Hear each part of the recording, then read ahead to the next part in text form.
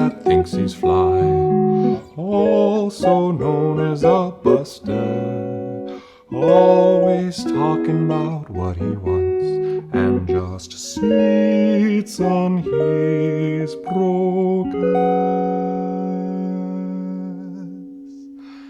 No, I don't want your number, no, I don't wanna give you mine, no, I don't wanna meet you nowhere, no, I don't want none of your time now, no, I don't want no scrub. A scrub is a guy that can't get no love from me, hanging on the passenger side of his best friend's ride, trying to holler at me.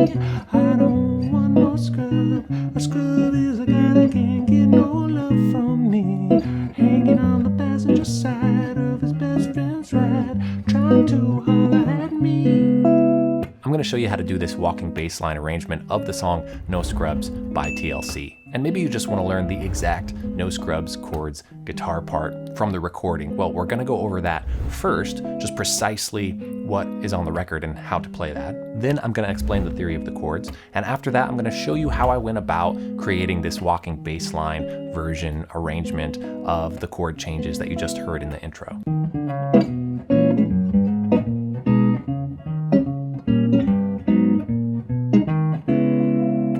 This lesson totally stands on its own, but it's also part of a little series that I've been doing about how to play walking bass lines and chords at the same time on the guitar. I'm doing this video because I want to show how once we are working on this technique, once we're kind of getting it down, starting to understand it, how we can just have fun with it, how we don't have to stay confined within, playing some pure version of jazz. We can really literally take any song. This song, No Scrubs by TLC, lends itself quite well to the walking bass lines, but really you can do it with any song. Just have fun, be a little silly with it, do something with a song, an arrangement, a cover song that maybe no one else has ever done before, and make it unique and make it your own. And I think that's really fun and expressive, so I just wanted to do an example of that with this song. There's a link in the description to a playlist of all the videos in this little walking bass lines and chords series. Like I said, you don't have to watch any of those to benefit from this lesson, but of course, if you're more interested in going deep on that topic, definitely check it out.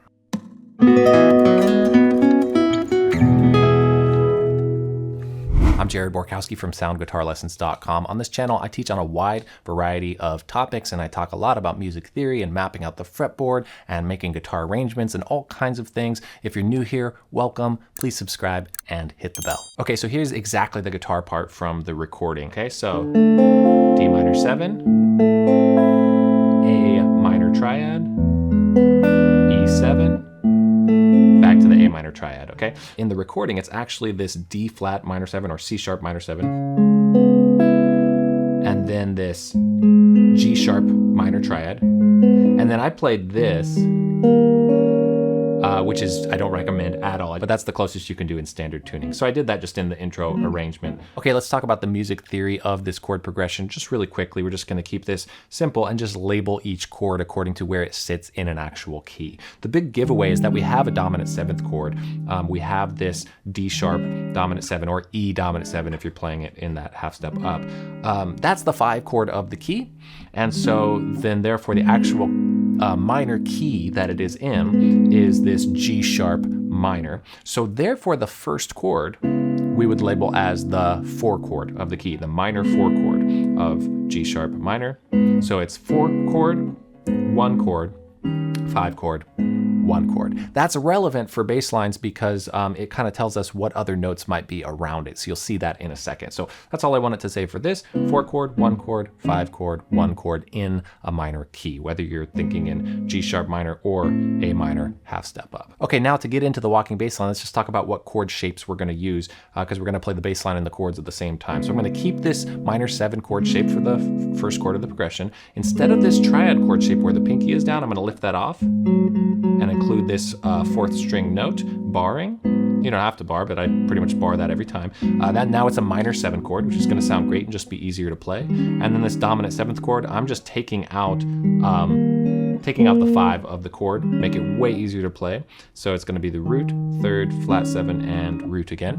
And those are the voicings, those are the actual shapes and voicings that we're going to use to interject chords in between while we're playing the bass line at the same time. So the simplest version of the bass line is just going to walk between the chords in whatever logical way we can that fits in the key. So it sounds like this.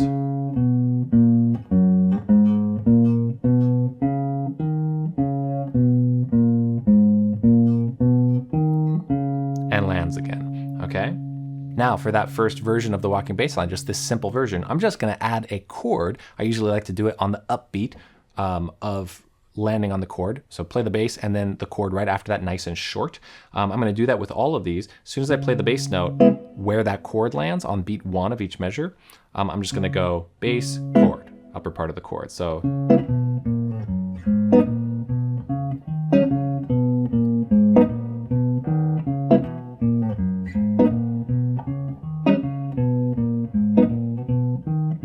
So now I'm going to add a chord. The big thing here is that we're adding a chord on beat 3 instead of just beat 1. So what I'm going to do now is go 1, flat 7, 6. Okay, same note, same line as I did before. But I'm moving over here because I'm going to add a chord shape above that. I'm playing 6, and this is just a voicing of C sharp minor. Okay, so this is the flat 3, this is the 5, and this is the root.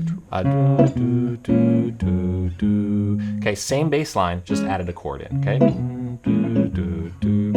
Okay, same bass line here, and what I'm gonna do is add a chord on this. And I'll just give you the shape here because if you wanna know more details about how I found that, check out the previous couple videos. This is the flat 3, this is the root, and this is the 5.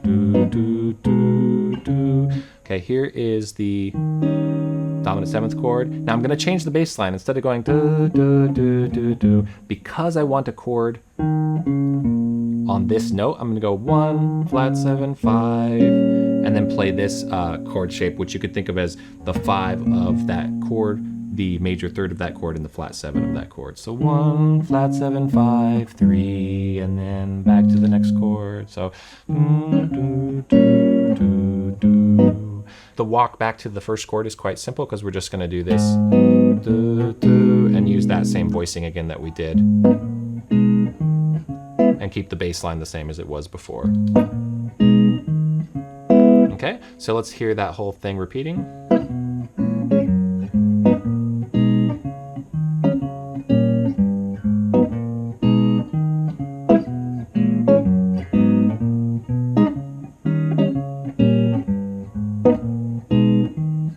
I'm going to add even more to it, which is what I did in the arrangement, which is just a little bit of connecting chromatic notes with the bass line. So we have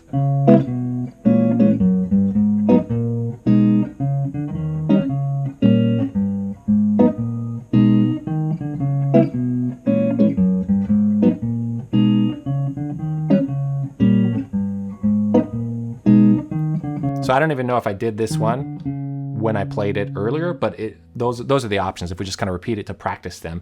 And then you may or may not want to use it or not in the moment when you're playing. Same with if you're going to do kind of the up punch chord on the and, or a chord on the beat, or a chord that is the kind of double chord stab. All that stuff, I think, when working on this technique, ideally we kind of do it in the moment with how we feel. So again, the end result of everything we just went over and how that all works on the guitar sounds like this.